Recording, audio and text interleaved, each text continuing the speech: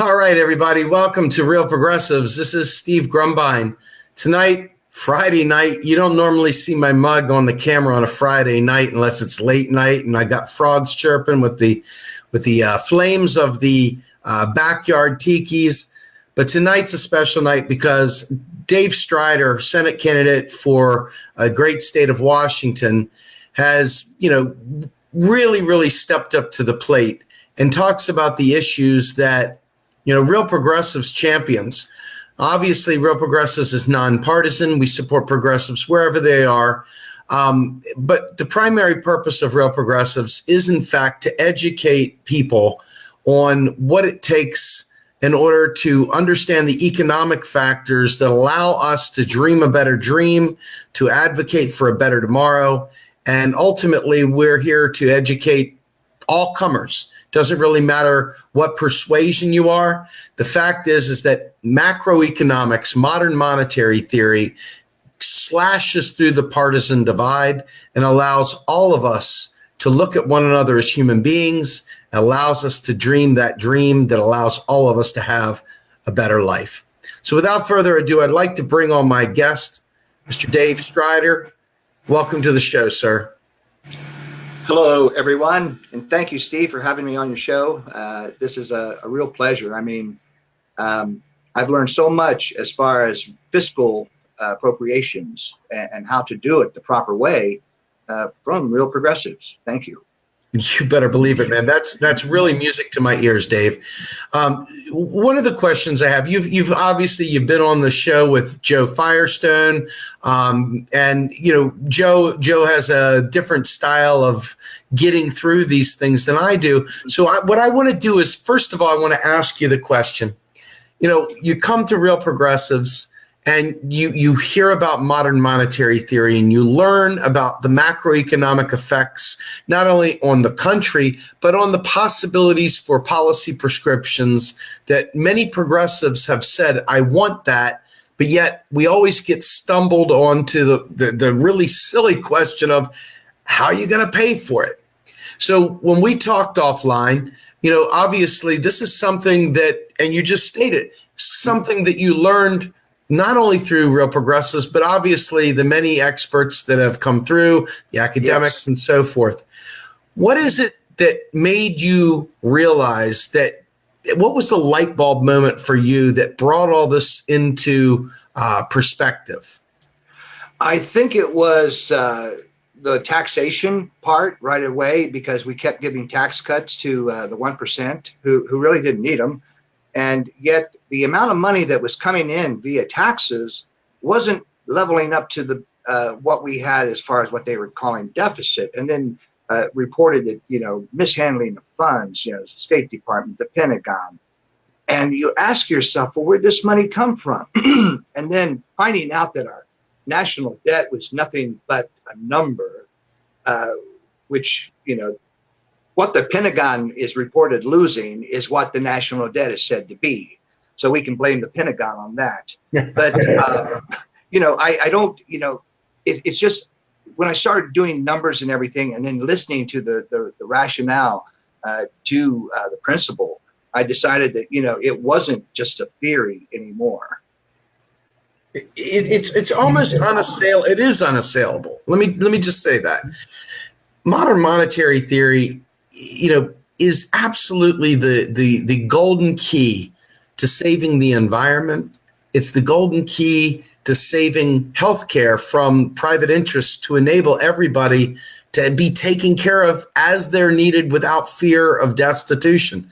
It's our key to being able to get rid of student debt. It's our key to being able to fix our crumbling infrastructure.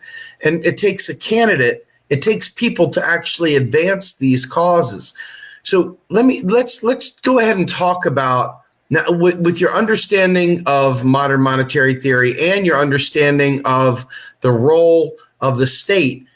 Tell me what types of things you're looking to advance with the understanding of our current federal financing, sir. Well, healthcare is a big issue. The environment's a big issue, and education. Those are probably the top three issues that are facing this nation. education. We have people riddled with student loan debt. We have in the environment, we have people in cities that cannot drink the water because of the wanting to save money, austerity. And then we have healthcare, where we have people who are in need of mental health and other things that, for some reason, insurance companies don't want to cover. And so what I'd like to do is start off, Steve, with my idea for single-payer healthcare. Please, by all means, break it down for me, sir. Okay. Single-payer healthcare is just that. Your passport to healthcare is as easy as your Social Security card. Right now, as of early 80s, everyone at birth was issued a Social Security card. Okay. And by doing so, you got into a government database, whether you liked it or not. And in that government database, all government entities had access to that, including Medicare and Social Security, which shared all the way through. And so the Medicare portion of it is one. That's our single payer. That is our provider. That is our doctors and everything. Now, 300 million people going into the healthcare all at once is going to be horrendous. It's going to be humongous. But let's be smart about this. As we're doing that downshift, taking people from the private sector and making them positions inside the same positions that they were inside, just transferring some personnel into a new office which isn't operating for profit, and that there isn't denials on medical care, that there is approval of prescriptions, that you can get this operation without having to go mortgage your home. So, I mean, when I say Medicare for all, I'm talking about this. No copays, no premiums, no prescription cost, no need to get approval from your doctor if you feel that there's a special need that you have. Let's say physical therapy, or you want to go to an exercise gym. And there's a lot of different things that we can do. With healthcare for all, we can rid ourselves of that burden of healthcare cost. And a healthy nation is a productive nation. It's a thriving intellectual intelligence would just go, because that goes right into it, to education and the environment. Healthy people, will have better food. We'll eat better food. We'll have better nutrition. We don't have to worry about our children. If our children have special needs, we don't have to worry about them. We'll have professionals ready to help right now. We'll have people able to come to the home. We don't have to build a whole bunch of facilities to accommodate this. We can do a lot of care like the doctors of old, and with the professionals in our healthcare. There could be people coming by who are professionals in a certain thing, like hospice, expand hospice so that the hospice can go into the home and help with the families there and get everything set up and make sure everything's there. That's just part of it, Steve. Well, let me ask you a question.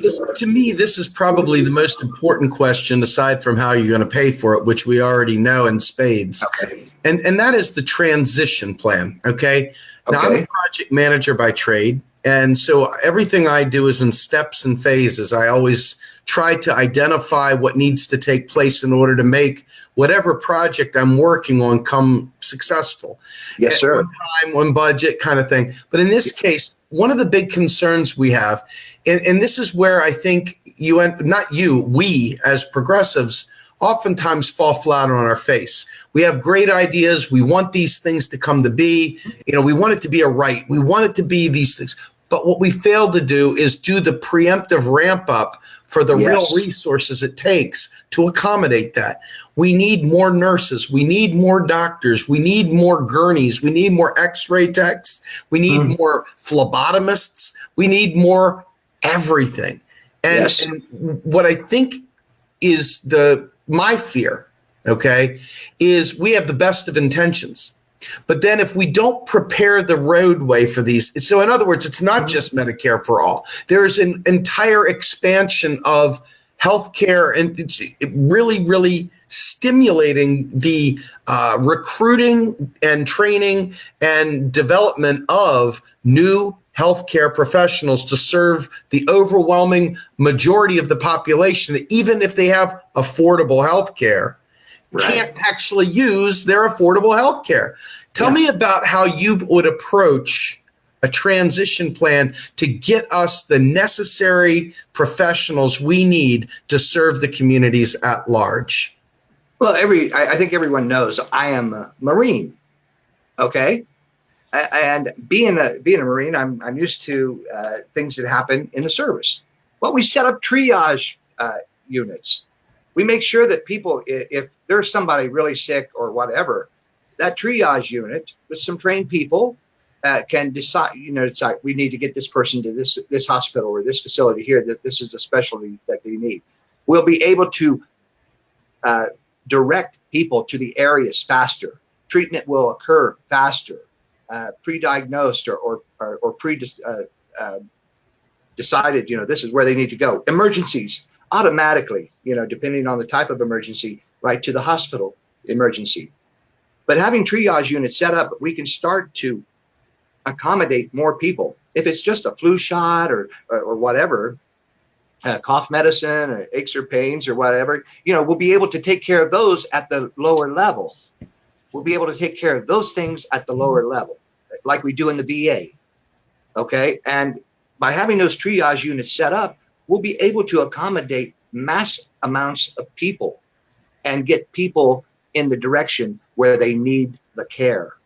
And I think that's one of the transitions that we can do while we are building up our college educated, because education, that's a thing. But, if they know that they can go into the medical field and not have to worry about college debt, there'll be people wanting to work. They'll be able to focus on there, because part of their, if there was a job training program, let's say it's an education, where they're going to get their degree. What if they also went to school and worked in a hospital or one of these triage units? You see what I'm saying? Absolutely. They're getting OJT right now, just like I got it in the Marine Corps, and what other people get in the other branches of service. And there's a thing, I'm not for war. Okay, I'm not for war. Okay, self-defense, yes, but war, no.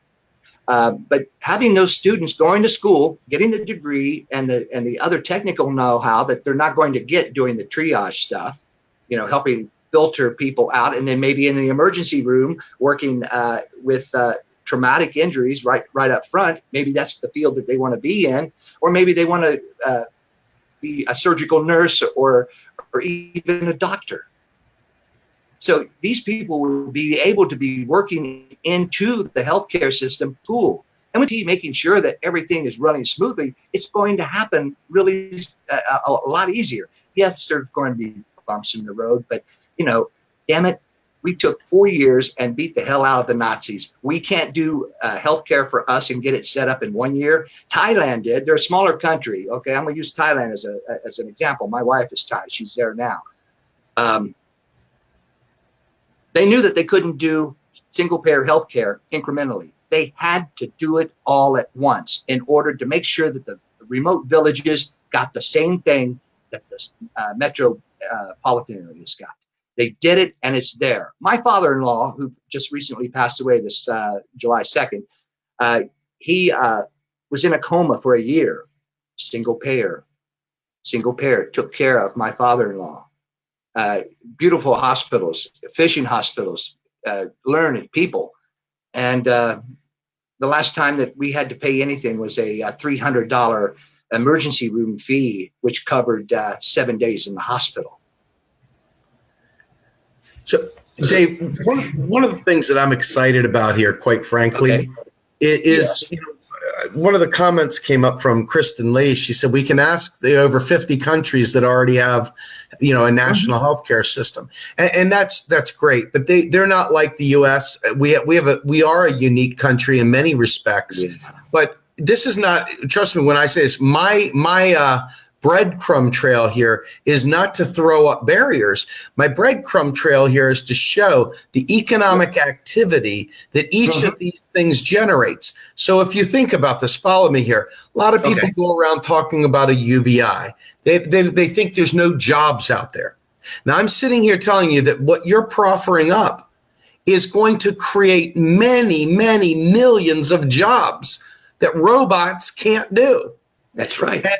And it's unfathomable to me that people don't understand this, because they've been so lulled to sleep by the neoliberal ideology of scarcity that we have literally forgotten that we can dream a better dream, that we can have nice things. And so when I say, what is the transition plan? This is a cue for several things. Number one, we have always advanced, and you're advancing, a federal job guarantee. Well, federal job guarantee is great, but it's not intended to be for high-skilled labor. That's not the role of the federal job guarantee program. Federal job guarantee program is what sets the bar at the bottom. It literally sets that bar, and whether it be $15 an hour or $20 or whatever it is, it sets the bar.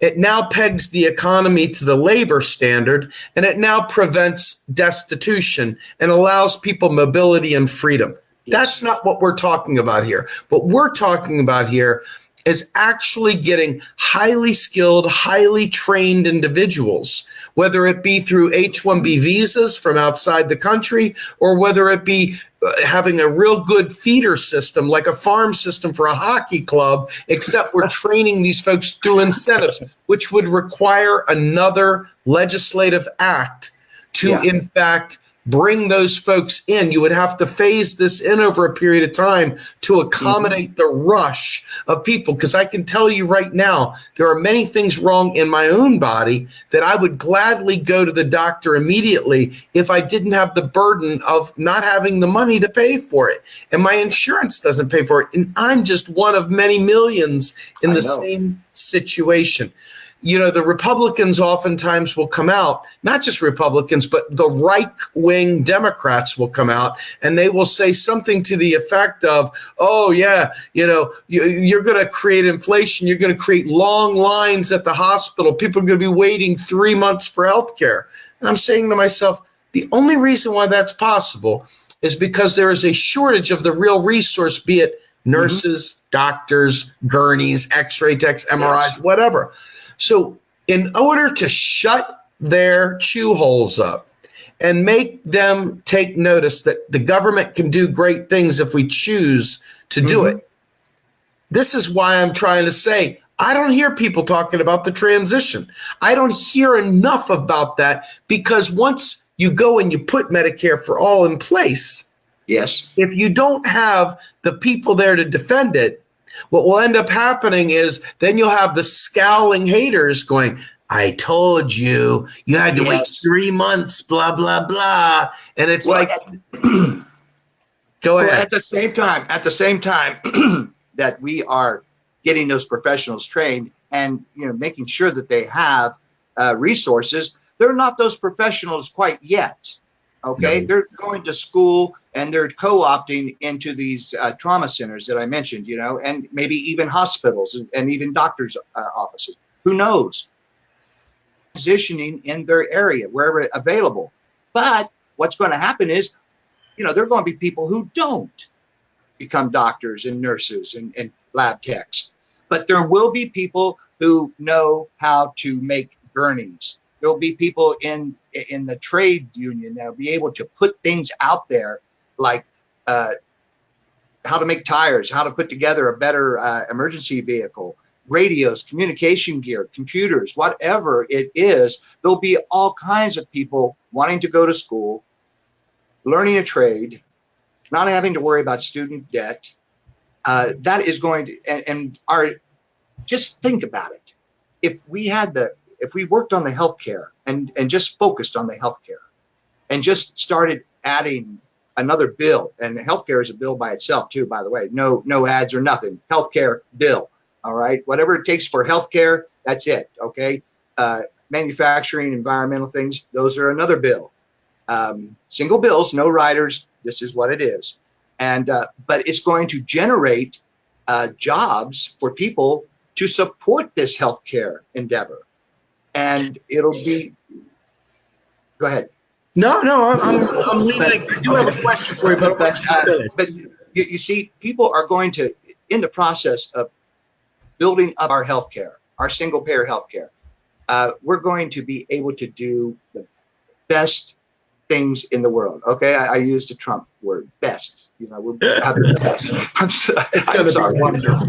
Yeah, it's going to be. But no, this is the true story on it, because our taxes don't pay for, you know, our federal spending. So we have no limits on what we can do for healthcare. If we say we're going to use a startup, sir? Real resources are the only limit there. Yes, you're right. Yes, and because we'll be making those resources, we'll be creating those resources. Those resources we're creating is an educated population. We're creating that resource.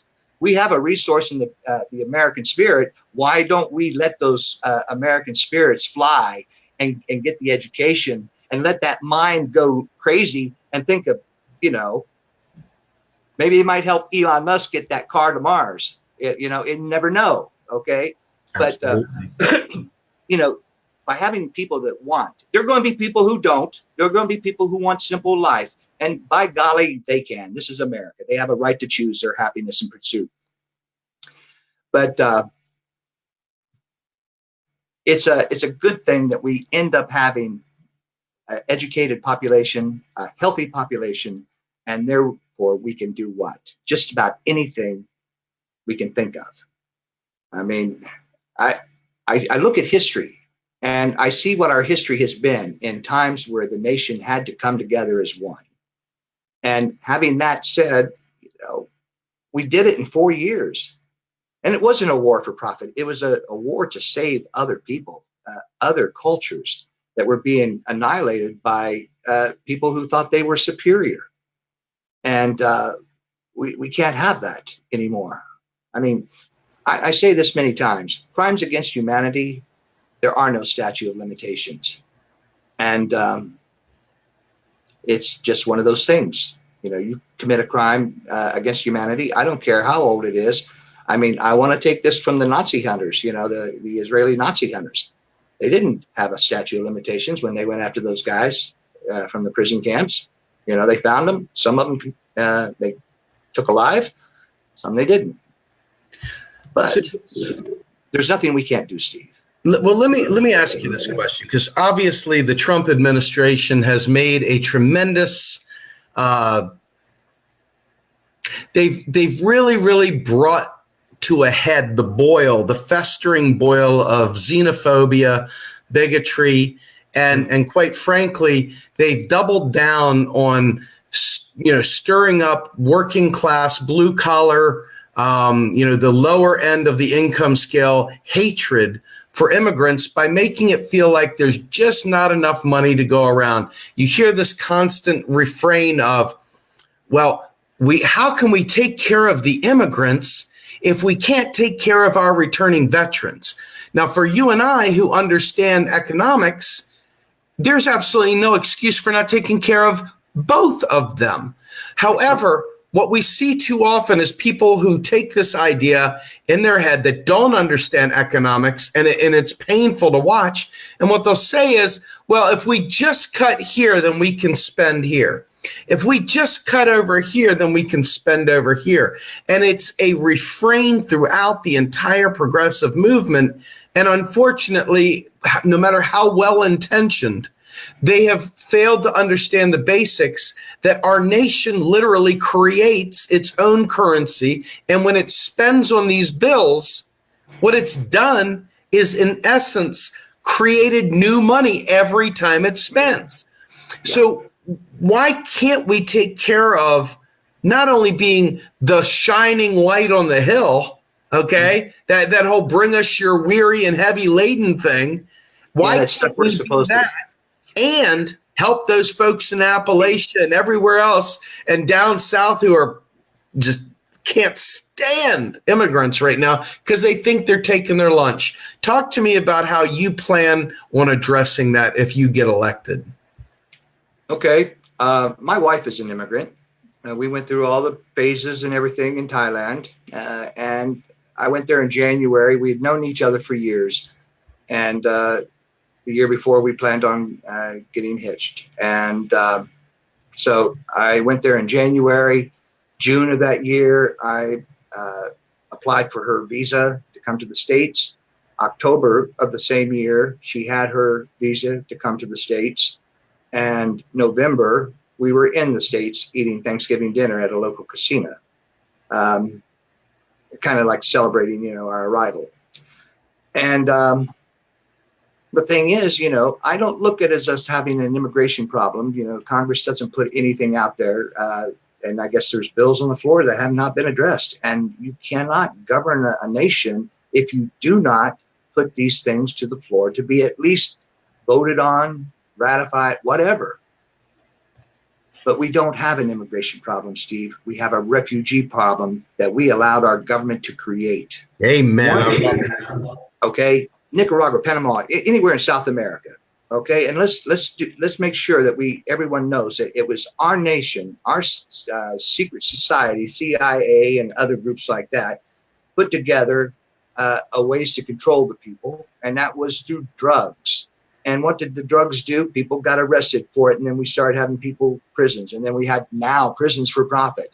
But our nation caused a disruption in Central and South America. When you have indigenous people who, and every one of them are, except those who are descendants of the Spaniards and French and Germans who settled there early on, but most of the people are indigenous. And when you have an indigenous people fleeing that country and coming here, there's something wrong.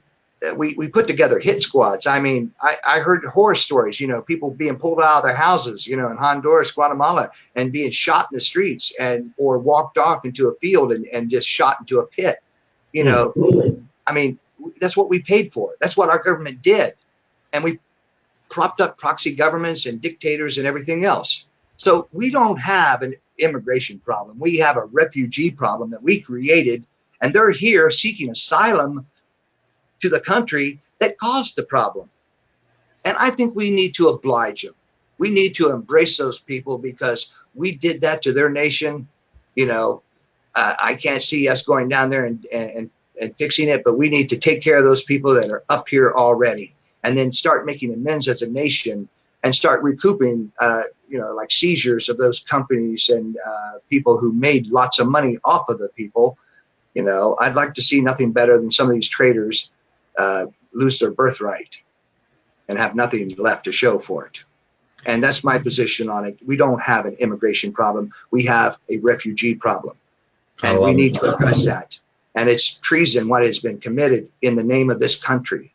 I mean, I'm a United States Marine. I worked in the Judge Advocate General's office. I was one of 5 Marines selected to become a officer, to become a prosecutor during the summer breaks.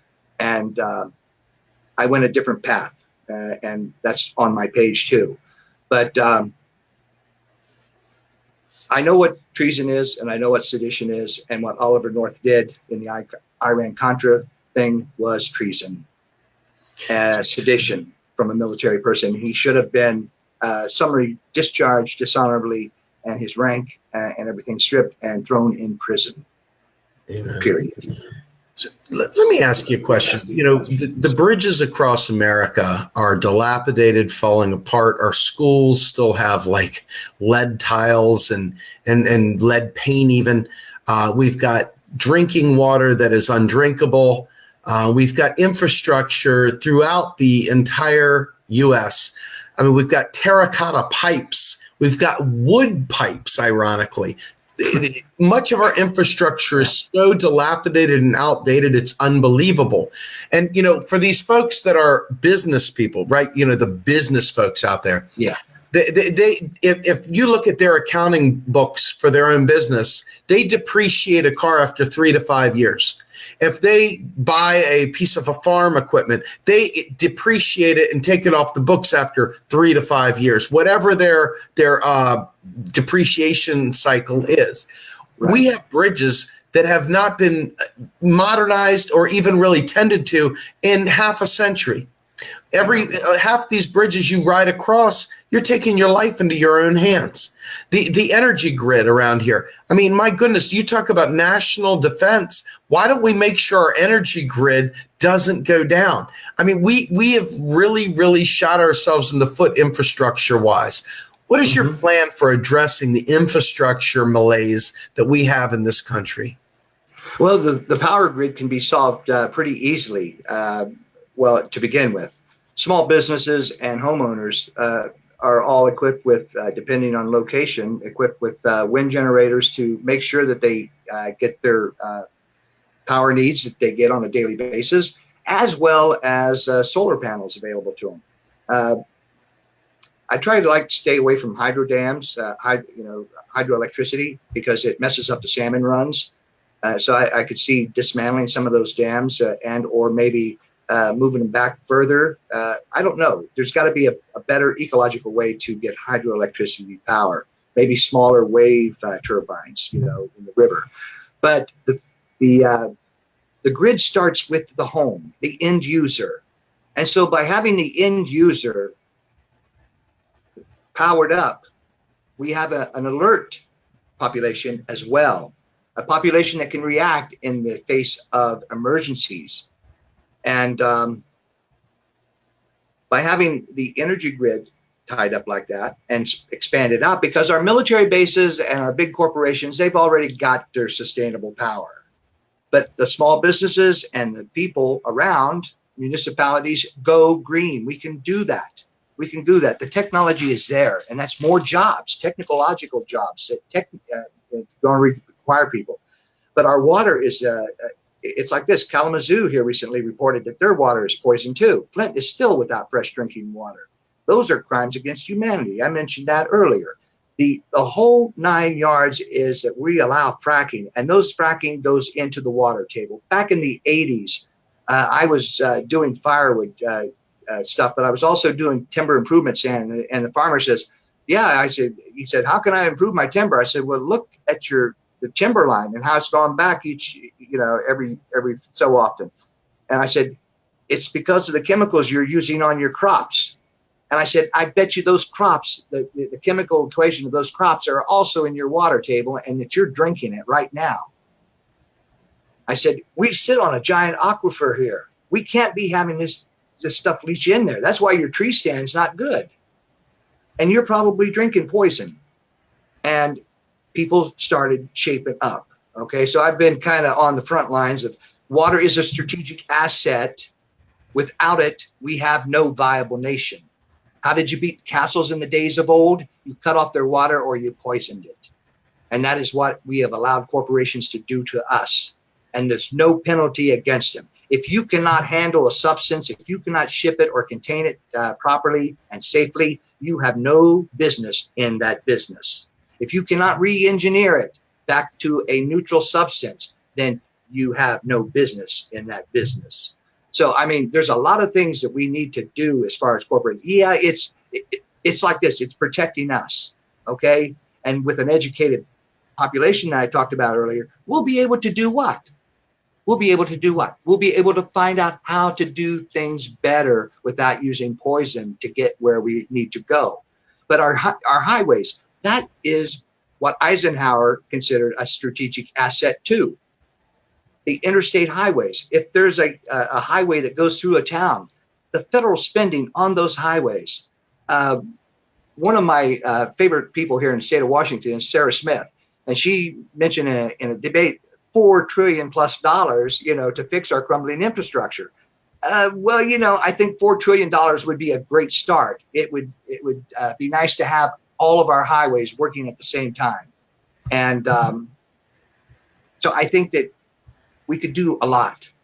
I mean, I agree with that $4 trillion for highway infrastructure, but we need another $4 trillion plus to fix our water system. We need to quit poisoning the first people.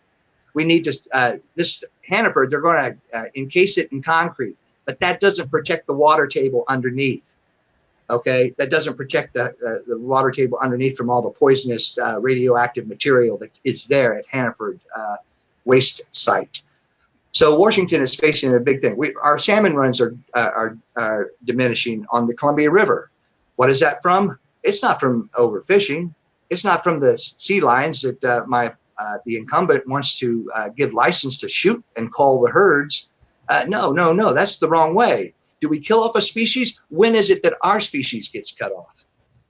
Okay, but no, we need to be better husbands of the land. Okay, we need to take care of the land better. And our first people give us such great lessons. And I'm an organic farmer, have been ever since I grew up in the state of Ohio. Yes, we use some nitrogen and some ammonia, but we used it sparingly because one, it was expensive. Two, we drank the water and stuff. And but anyway, we used natural fertilizers, hog manure, throw it in a truck, spread it on the field, but the old-fashioned way. But the environment needs to be saved too. I mean, that's part of our infrastructure, safe drinking water, because so many things are getting into our water. I mean, some people are coming down with illnesses, cancers, and things like that. And it's just a lot of money has to be spent in order to get this going. And you have to believe that it's going to be helpful. Yes, are we going to need restrictions and everything? Yes, we're going to need that too. There's no way we can get around it. There's no way we can get around it. We have to do it. We have to be bold. Bold actions will get us results. We have to be bold. And as Americans, we can be the boldest MFs on the block. Not to put too fine a point on it, huh? Yeah. All right. So let's talk a little bit about how a progressive can come to understand your platform. Because let's be fair, you've gone out, you've tried to explain how you can pay for these programs to people. I do it every day. Mm-hmm. And I know that I get an incredible amount of pushback from people within the progressive community. It's like they're afraid of their own success. They're afraid of their own prosperity. How do you help people overcome that so that they can get excited? Because there is no big new deal if we're sitting there trying to reduce the deficit, if we're trying to cut the national debt, if we're trying to do all these things, we're going to balance the budget, all this gibberish. How do you help them understand that they've been duped? I mean, what strategies do you use? Well, when I talk about my infrastructure plan, unless they bring it up first, but I try to talk about the infrastructure and the environment and how we're going to protect it, and it's going to take a lot of money. And it's a good thing our taxes don't pay for federal spending. That's how I work that in. The taxes we pay, they don't pay for nothing. Okay. Congress, is going to do the bill. This is the infrastructure. We're going to get our bridges done. We're going to get all of them done. If that's all we do is bridges, let's get them done in the first year.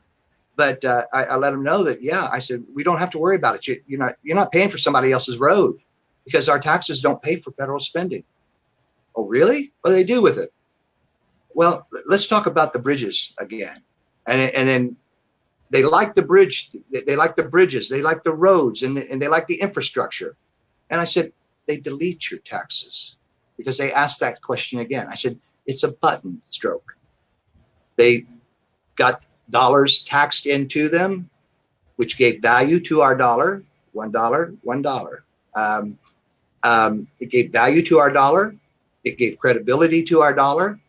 And we just go and tell the Treasury we want more money to do this for infrastructure, and it just happens to be $6 trillion.